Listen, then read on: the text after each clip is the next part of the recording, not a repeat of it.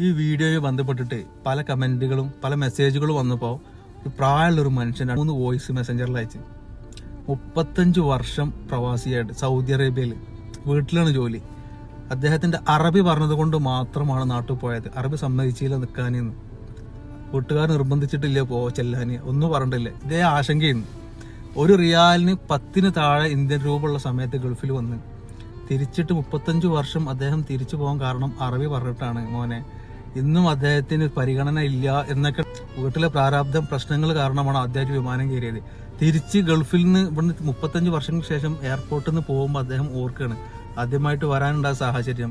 അവസാനമായിട്ട് വിമാനം പൊന്തുമ്പോൾ എൻ്റെ കുടുംബത്തിനും തനിക്കും നിറങ്ങൾക്കൊക്കെ സ്വപ്നം നൽകിയ മണ്ണെ ശുക്രൻ പറഞ്ഞ് പോയതിന് ശേഷം അദ്ദേഹത്തിന് ഭയങ്കര പേടിയായിരുന്നു. കാരണം പ്രാരാബ്ദങ്ങളും പ്രശ്നങ്ങളും കാരണം ഗൾഫിൽ വന്ന് അവസാനം എൻ്റെ ആരോഗ്യവും എൻ്റെ പ്രായവും എൻ്റെ രോഗമൊക്കെ വീട്ടുകാർക്കൊരു പ്രശ്നമായി മാറുമോ എന്നുള്ള പേടി